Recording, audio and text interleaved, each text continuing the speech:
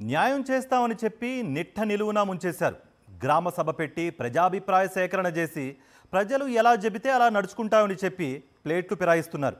ఈ నేపథ్యంలో bulk drug park ప్రభావిత గ్రామాల ప్రజలంతా కలిసి ఉద్యమాన్ని ఉధృతం చేస్తామని అంటున్నారు. ప్రభుత్వంతో తాడో పేడో తేల్చుకుంటామని తెగేసి చెబుతున్నారు. కూటమి ప్రభుత్వం వల్ల తమకు న్యాయం జరిగేలా లేదని పోరుబాటు పడుతున్నారు.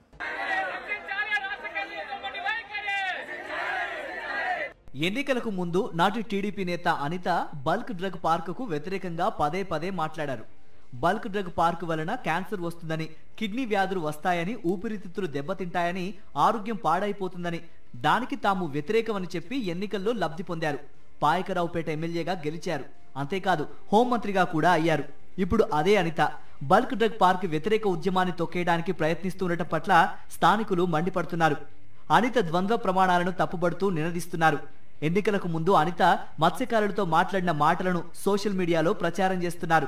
13 సంవత్సరాల పిల్లోడు కిడ్నీ వ్యాధి ఏంటమ్మా? అదేమో ముసలోడా, 40 సంవత్సరాలోడా, 50 సంవత్సరాలు, 40 సంవత్సరాలకు వచ్చినట్టు అయ్యో పాపం అంటున్నాం మనం. అలాంటి 15 సంవత్సరాల కుర్రోడు కూడా కిడ్నీస్ పోతున్నాయి. నేనేమంటానంటే ఈ విషయంలోని కొంచెం రాజకీయాలన్నీ పక్కన పెట్టి పోరాటం కనుక చేయకపోతే గ్రామస్తులతో పాటు అందరి నెక్స్ట్ జనరేషన్ ఇబ్బంది పడుతుంది. చెప్తున్నాను, జనరేషన్ ఇబ్బంది పడుతుంది.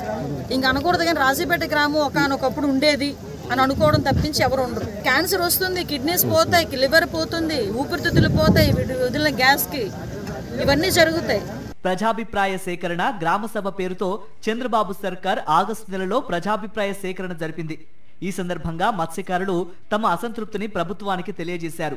బల్క్ డ్రగ్ పార్క్ ఏర్పాటుకు అంగీకరించేది లేదని స్పష్టం చేశారు. ఉద్యమ బాట పట్టారు. 45 రోజులుగా ఉద్యమాన్ని వివిధ రూపాల్లో నిర్వహిస్తూ వచ్చారు. ఈ నేపథ్యంలో ఈ నెల 24వ తేదీన రాజయ్యపేటలో రెండోసారి గ్రామ సభ నిర్వహించారు. మత్స్యకారుల అభిప్రాయాలన్నింటినీ పరిగణలోనికి తీసుకున్న కలెక్టర్ బల్క్ డ్రగ్ పార్క్ ఆపే శక్తి తన దగ్గర లేదని చేతులెత్తేశారు.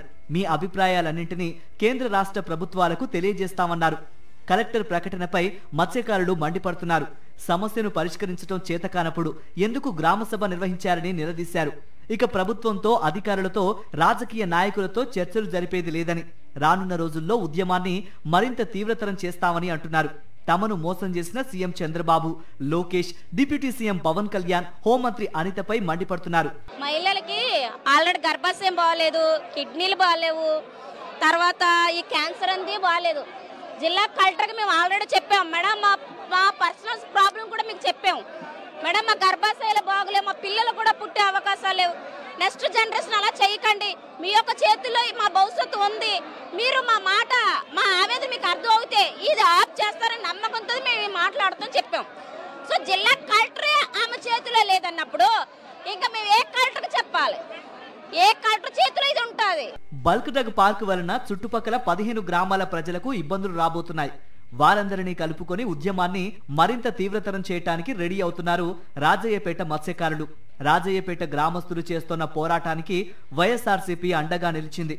వైఎస్ జగన్ ఆదేశాల మేరకు ఆ పార్టీ కీలక నేతలు చెలో రాజయ్యపేట పేరుతో గ్రామాన్ని సందర్శించారు.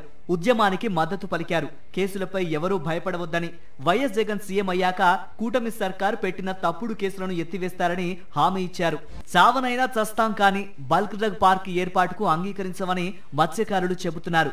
రాజయ్యపేటతో పాటు చుట్టుపక్కల 15 గ్రామాల ప్రజలను చంపి బల్క్ డ్రగ్ పార్క్ నిర్మించుకోండని కేంద్ర రాష్ట్ర ప్రభుత్వాలకు తెగేసి చెబుతున్నారు మత్స్యకారులు.